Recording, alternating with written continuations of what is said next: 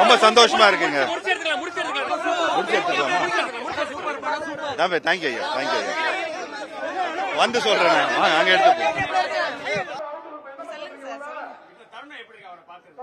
நான் நினைக்கவே இல்லை வீட்டுக்கு வருவாருன்னு. அவர் வந்தது ஷாக்கா தான் இருந்துச்சு. எப்படி என்னையவே வெளியே விட்டுட்டு லாக் பண்ணது ஷாக்கா தான் இருந்துச்சு. சார் வந்தது நாங்க அவர் கேட்ட திங்ஸ் எடுத்து கொடுத்தேன். ஓகே, அவர் காஸ்டியூம் சேஞ்ச் பண்ணிட்டு அவர் அவ்வளவுதான் கிளம்பிட்டாரு. நல்லா தான் பேசினாரு. ஒரு எதுவுமே ஒரு இதுவாவோ காட்டிக்கல. எக்ஸ்பெக்ட் பண்ணல. ரியாலிட்டியா நான் வந்துட்டு இது நேச்சுரலாவே ஃபேக்ட் தான்ற மாதிரி தோணுச்சு. குங்குமம் கேட்டாரு, திண்ணீர் இதெல்லாம் கேட்டாரு. சரி கொடுத்தேன், அவ்வளவுதான்.